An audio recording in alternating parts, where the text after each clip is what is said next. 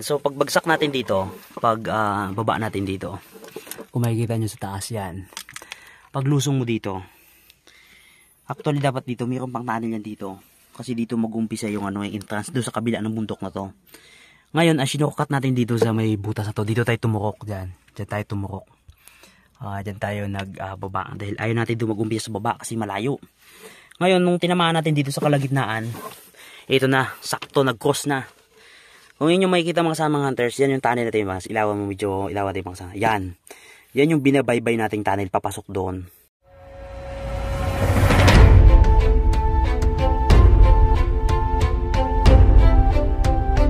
Good morning mga kasamang hunters. Actually gabi ngayon. Ngayon mga kasamang hunters, ang ating update ay ganito. Naka-hit yung ating mga kasamang hunters ng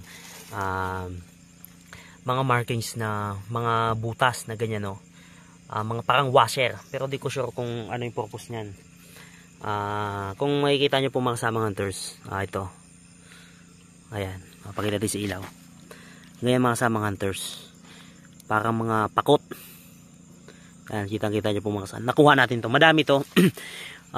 Halos 6 na piraso ang nakuha natin yan, kaso naitapon. Itong natira na ngayon mga kasamang hunters, ayon sa ating mga hunters na consultant, siyempre kahit tayo ay mga expert na rin sa hunters, nagkukonsulta tayo sa mga bagay na hindi natin alam. At ang markings na ito ay explosive trap.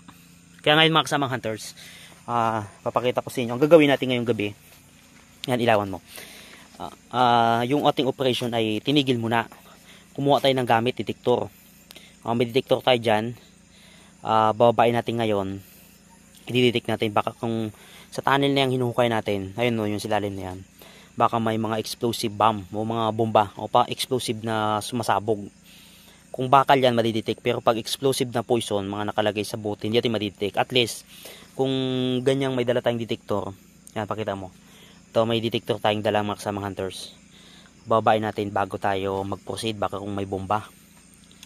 Ay lang mga kasamang hunters, at mamaya ay bababa tayo. Baba natin ilaw. Kailangan natin ng 2 ilaw na. Okay, baba mo yung ilaw na isang na yan. Kasi ang purpose niyan ay madilim na kayo sa loob, may tunnel na eh. At itong isang ilaw naman, lalagay natin dito sa taas. Yan. Tatali natin dyan mamaya. Kasi nga, nasa tunnel na tayo mga kasamang hunters. Pero ngayon ay diditik natin.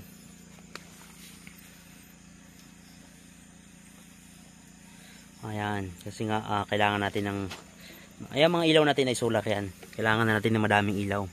Pero hindi naman kami dito naglalagay ng napakaraming ilaw, kaya madilim yung area na yan. Kasi nga, ang ating operation ay sikreto lang, confidential. Kumbaga ay classify to. Yan, kita nyo po mga kasamang hunters, ganyan kalalim yung ating hukay.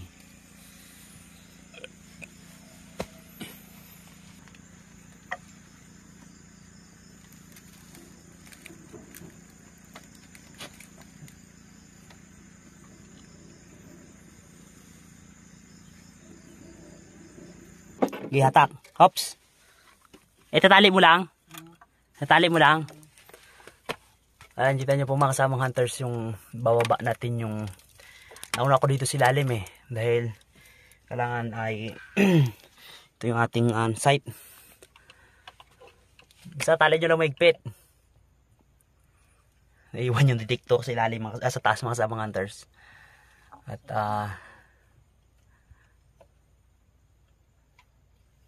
tali pa. Alam niyo, detector natin na yan ay napakamahal yan. Nakakalibrate na kasi mga kasamang hunters eh. Nakakalibrate yan. Pinayos natin. Milyon ang halaga niyan mga kasamang hunters. Ayan. Tumutunog na nga eh. Oh. Tignan mo. Wala pa nga eh. Ito ang gagamitin natin mga kasamang hunters para sa pagdetect ng baka may mga bomba dito sa ilalim. Mga explosive trap. Yung tunnel natin ay abot ito ng mga 15 feet kung di ako nagkakamali. O higit lang. At nandito tayo kasama ng ating kabady. Dala natin ang ating modified na detector. Pero hindi ito pang pang malakasan, bagamat ito ay nakakuha din ng ginto, pero hindi pang malaliman. Abot lang ito ng mga 9 feet. Ang purpose natin ay magditig ng explosive, baka may bomba dito sa loob. So ngayon ay i-on lang natin. Yan. At ilalagay natin sa bakal, wag sa ginto, para hindi mag halo-halo. Ay mga kasamang hunters, ang purpose kasi natin ay para detect baka may explosive trap dito sa loob. Ito yung tunnel natin, no? Pakita na po natin sa mga kasama nating hunters, sa mga hunters natin na sumusubaybay. Shout out pala sa inyo lahat. Ito yung tunnel natin. So pagbagsak natin dito, pag baba natin dito, kung makikita nyo sa taas yan, paglusong mo dito, actually dapat dito mayroon pang tunnel yan dito, kasi dito mag-umpisa yung entrance doon sa kabila ng bundok na to. Ngayon as sinukat natin dito sa may butas na to, dito tayo tumurok, dyan tayo tumurok. Dyan tayo nagbaba dahil ayaw natin dumag-umpisa sa baba kasi malayo. Ngayon nung tinamaan natin dito sa kalagitnaan, ito na, sakto nag-cross na. Kung yun yung makikita mga kasamang hunters, yan yung tunnel natin, mas ilawan mo, medyo ilawan natin mga kasama. Yan yung binabaybay nating tunnel papasok doon. Ngayon mga kasamang hunters, nakakuha tayo ng mga markings na may explosive. Hindi natin sure kung mayroon pang tunnel dito sa area na ito. Kasi nagkalat lang to baka nga ang tansya natin nag-cross tunnel. So ngayon ang gagawin natin, titikin lang natin tong area kasi nakakuha tayo dito ng mga explosive trap dito, ng mga markings. Hindi natin sure baka sa mga gilid niyan may mga explosive. Siyempre sa tagal nating karanasan sa presyo, kailangan nating mag-ingat. Madami tayong mga karanasan. Ngayon ay diditikin natin. Ayan. So walang nasagap. Lakasan natin sensitivity mga kasamang hunters. At para nilagay lang natin ito sa bakal, hindi sa gold. Medyo dito lang sa loob ay manilihangin mga kasamang hunters. Manipis. Yan. So par wala pa tayong nadidetect. Ayan. Pasok natin sa loob mga kasamang hunters. Hanggang doon kasi mga kasamang hunters sa sulok yan Ito kasing tunnel na susundan natin close. Pero kung titingnan ninyo, ang hindi dito na tinamaan nila isa taas na pinakatbubong bato. Itong mga lupang nakikita nyo pong mga kasamang hunters, galing ito sa labas, pinasok lang dito sa loob. Mapansin nyo, ito talaga yung pinakapaderang tunnel yan ng bato. Ito namang nakikita nyo tambak to, galing to sa labas. Siguro bago iwan ng hapon, tinambakan nila pabalik. So as of now, good sign. Walang nadidetect na bakal ang area. Kasi kinakabahan din yung ating hunters, baka may tirahin na lang tirahin to at pumutok. Kasi yung mga bumbay, ano pa yan mga kasamang hunters, sariwa pa yan, puputok talaga yan. So far, wala naman yung kinakatakot natin mga hunters na wala. Pero may nadetect ako na dito may tumunog wala. So okay, yun. Wala. Okay, safe mga kasamang hunters dito sa taas. Ayan. So far so good. Walang nadidetect na mga bakal o walang presensya ng metal. Ibig sabihin safe. Bago natin turukin yung pa-cross, kasi ito mga kasamang hunters, itong pa-cross kasi itiritsuhan yan tapos biglang liliko dito, liliko dyan. Ngayon pag liliko yan dyan, medyo